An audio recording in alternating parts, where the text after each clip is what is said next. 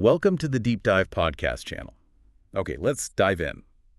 We're exploring a topic that touches pretty much everyone, this constant drive to be better, to improve ourselves. We see it everywhere, right? Optimize this, level up that, fix your flaws. But what if the fundamental way we're approaching self-improvement is, well, kind of upside down? It's a fascinating premise, definitely, and one that's really central to the material we're looking at today. This perspective asks a pretty powerful question right off the bat. What if the self you're trying so hard to improve is actually the very self you're trying to get away from? It really flips the script on that conventional wisdom that just tells us to, push harder. It really does make you stop and think. We're pulling insights from a source that suggests lasting transformation isn't about that external pressure or trying to force yourself into some new shape, but something much deeper. Exactly. The core argument here is that true, sustainable growth is rooted in emotional healing. It's about building a solid foundation from within rather than, say, trying to construct something on shaky ground. It offers a really compelling alternative to the constant churn of hustle culture. And if this is already resonating with you, we'd love it if you hit subscribe and maybe drop a comment below with your own experiences with self-improvement. Yeah. We always find those really valuable. So that takes us right into the first major point, this material challenges, the whole fix-it mentality that seems to dominate so much of the self-improvement world. Yeah, the source makes a strong case that many common approaches start by identifying what's seen as wrong with you, your habits, your personality traits, your perceived weaknesses, and then all the energy focuses on eliminating or fixing those flaws. But you're saying, according to this perspective, that intense energy to fix something might actually be, well, covering something else up. Precisely. The material suggests that often, beneath that drive to fix, there's a history of unmet needs, maybe some form of neglect, past trauma, or emotional abandonment. When those underlying wounds haven't been addressed, self-help efforts can become less about genuine, healthy growth and more about simply trying to cope or really just survive. So it's almost like using self-improvement strategies as a very sophisticated mask. That's a great way to put it, yeah. The source frames it by saying self-help in this context becomes a survival mechanism, and productivity or achievement becomes a mask that helps you avoid feeling the underlying pain or insecurity. You're not actually healing the wound, you're just building these elaborate ways to function around it. Wow. That makes so much sense. And it leads us to looking at some common things we label as personal failures, but which this material suggests might actually be symptoms of those hidden wounds. Let's start with something almost universally shaming: feeling lazy. Right. This is a really key insight, the idea that laziness is some kind of character flaw or moral failing. That's something this source really pushes back against hard. It argues that what looks like laziness is rarely just, passive inaction.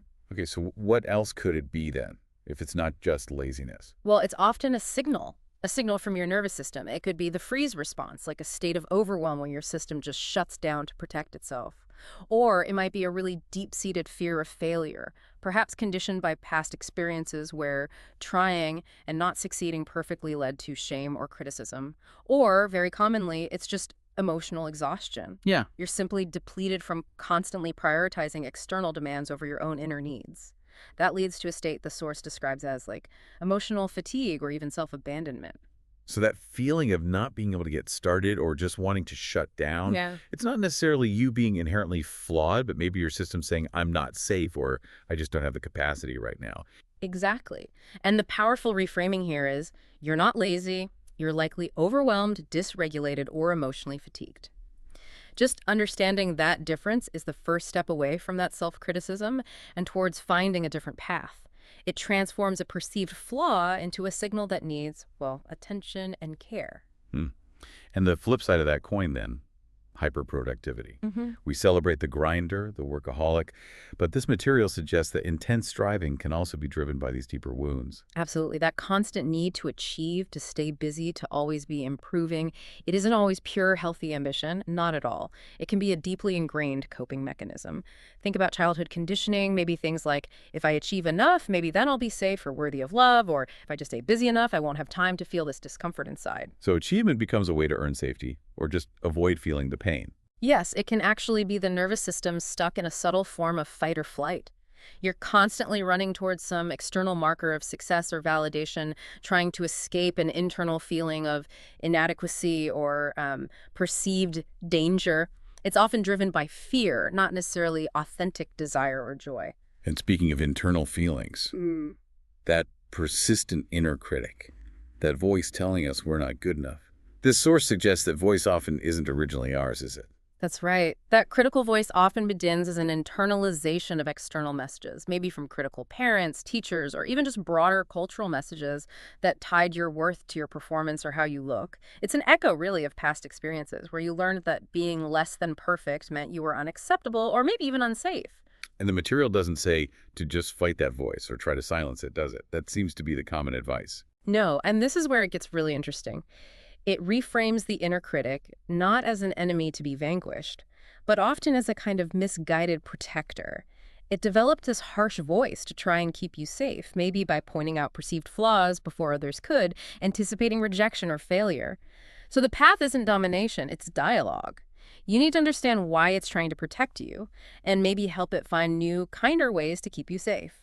Connecting all of this, the source talks about how unresolved wounds and shame can lead us to set goals from a place of deficit. Can you unpack that a bit? Sure, if your underlying belief is, I am not enough, or there's something fundamentally wrong with me, then your goals often become about trying to prove your worth, trying to fill that perceived hole inside.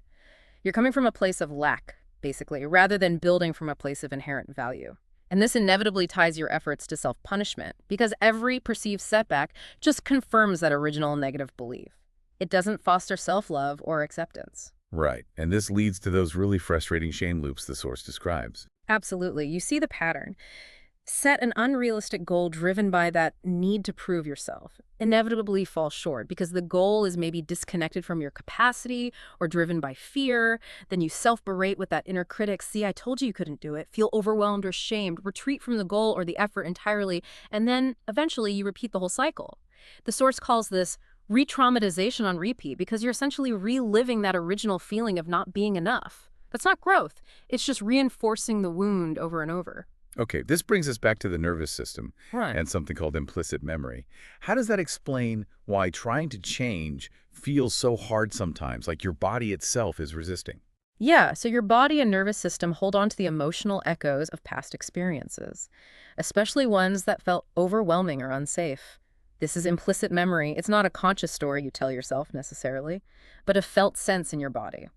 So when you try to pursue growth or goals that on some deep, maybe unconscious level, trigger that past feeling of unsafety, your nervous system can react strongly. It can go into dysregulation. And that dysregulation shows up. How? What does that look like? Oh, it can manifest in so many ways that just look like lack of discipline or willpower. You might feel sudden anxiety or brain fog, intense impatience. Maybe a rapid shift from feeling motivated to feeling completely shut down and unable to move forward. The source really emphasizes this isn't you being lazy or uncommitted. It's your body's protective system activating. It's saying, whoa, hang on, this feels too close to that time when I felt overwhelmed or unsafe. Better put the brakes on. Yeah. And this protective response is often the root of what we call self-sabotage. It answers that question, doesn't it? FAQ1, why do I sabotage myself? Your system is trying to protect you from perceived danger, even if that danger is just the discomfort of change or the fear of failing again. Oh, okay. And this connects directly to FAQ3 as well. How does trauma affect growth? It keeps your system primed for survival, for protection.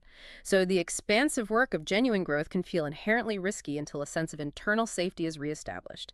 You need to shift from survival mode to expansion mode. And that's why relying solely on willpower is often such a losing battle, just pushing through. Exactly. The material calls willpower a brittle stick.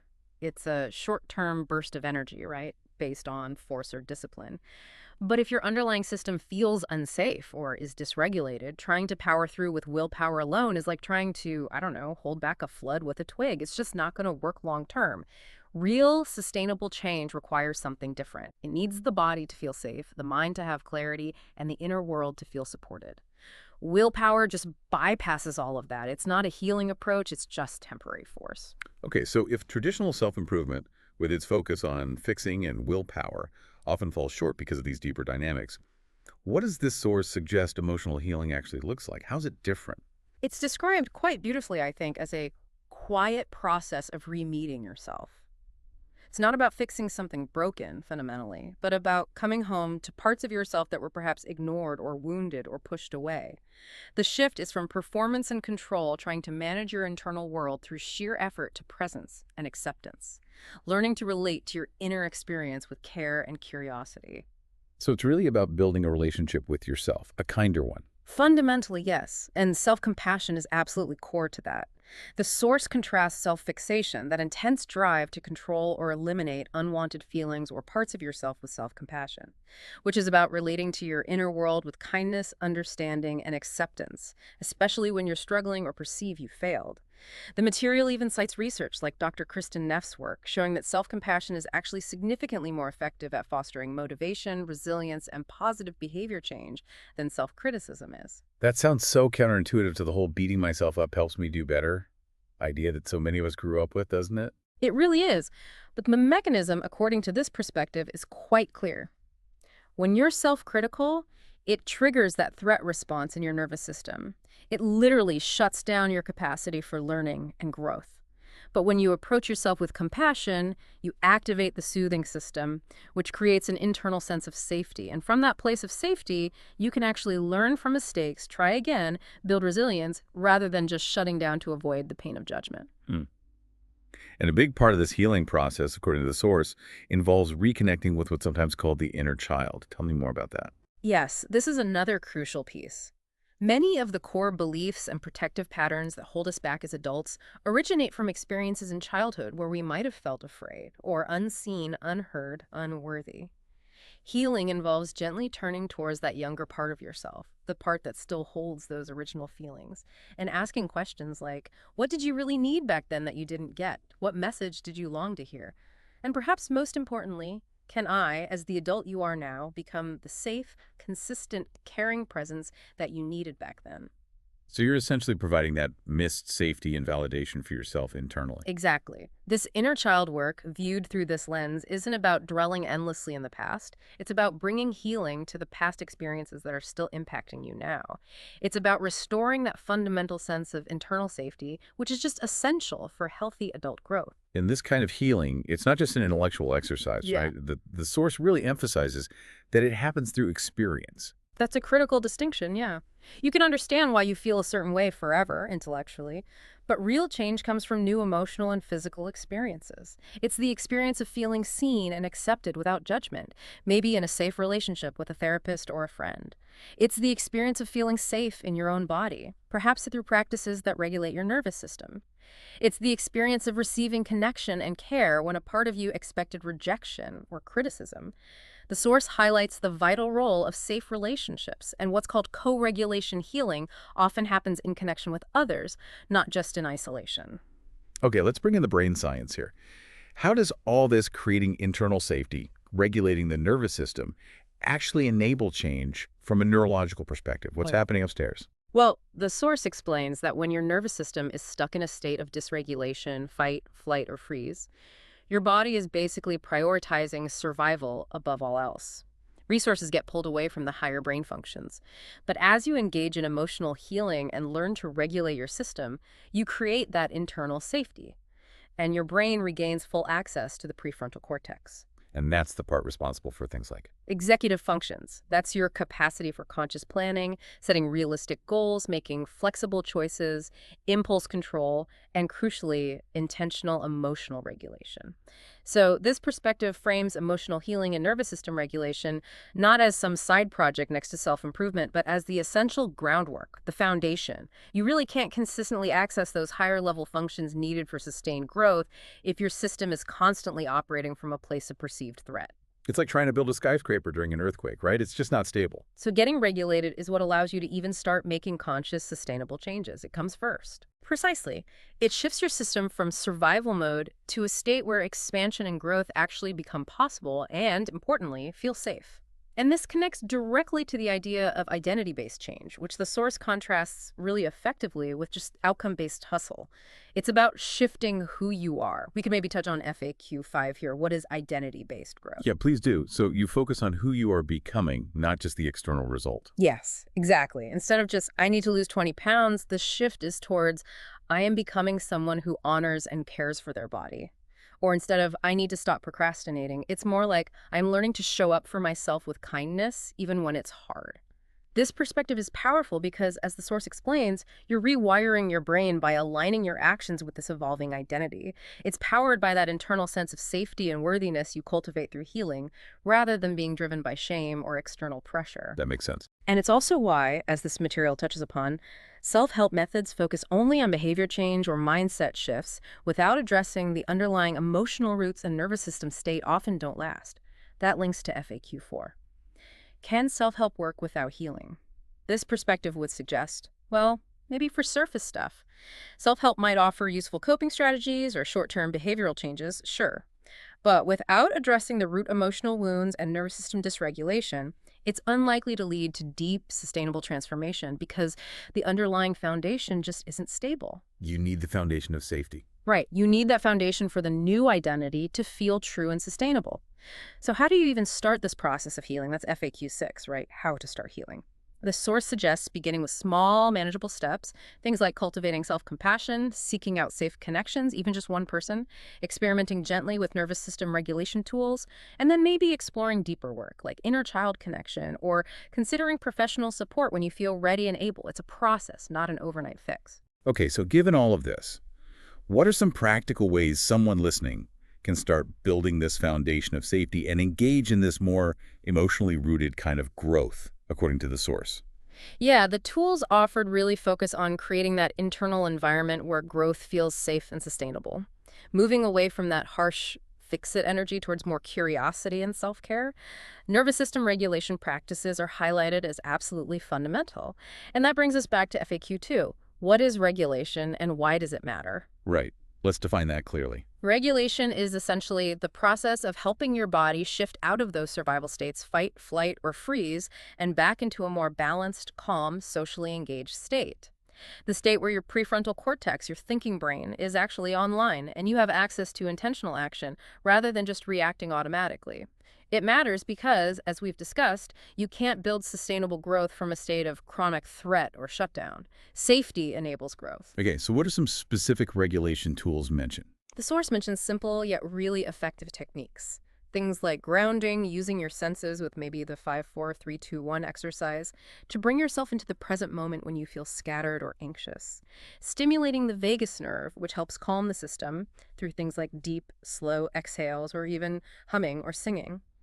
Using movement, like gentle walking, shaking out tension, or stretching to release stored energy. And even controlled cold exposure, like splashing cold water on your face, which can kind of act like a reset button for the nervous system.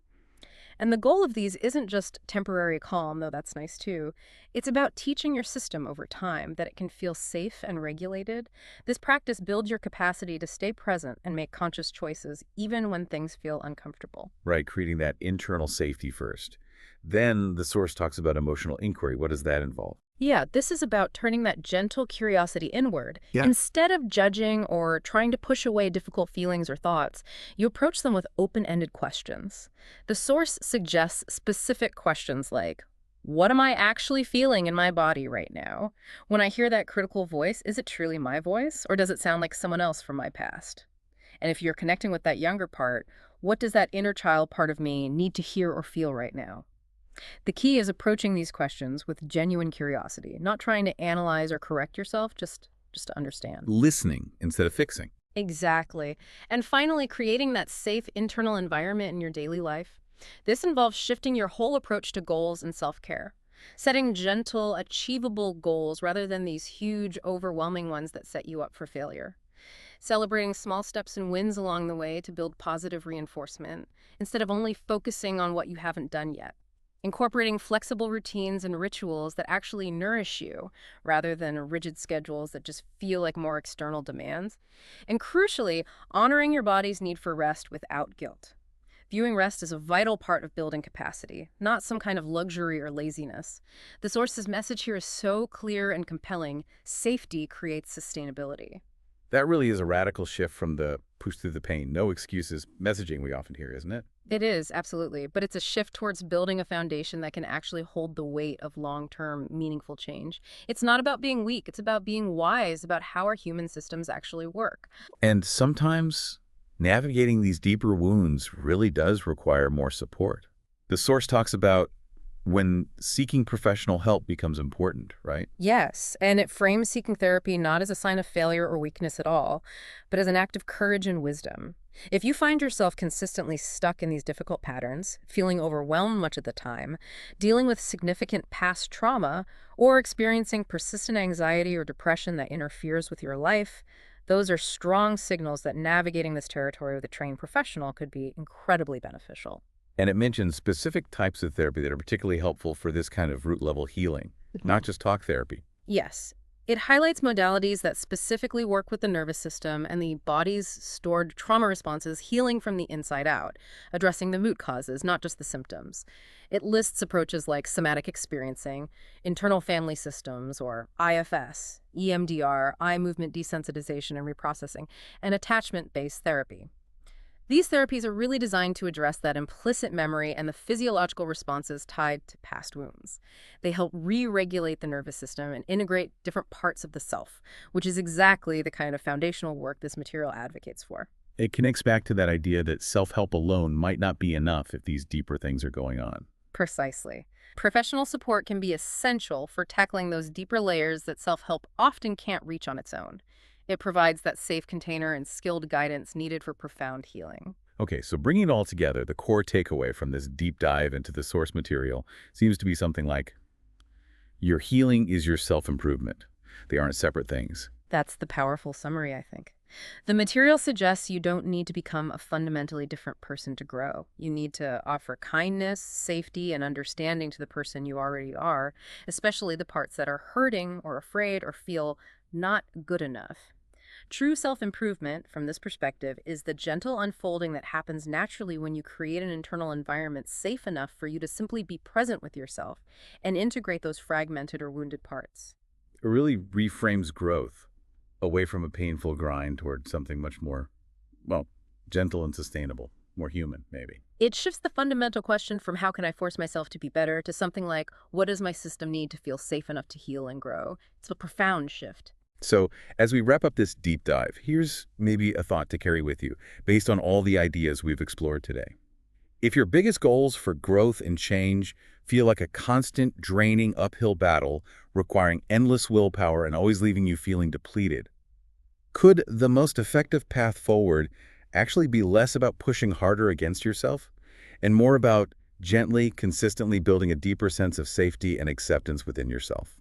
A very different way to think about the journey entirely, something to really sit with. Absolutely. Well, thanks for joining us for this deep dive today. It's given me a lot to think about. A real pleasure. Thanks for the great conversation.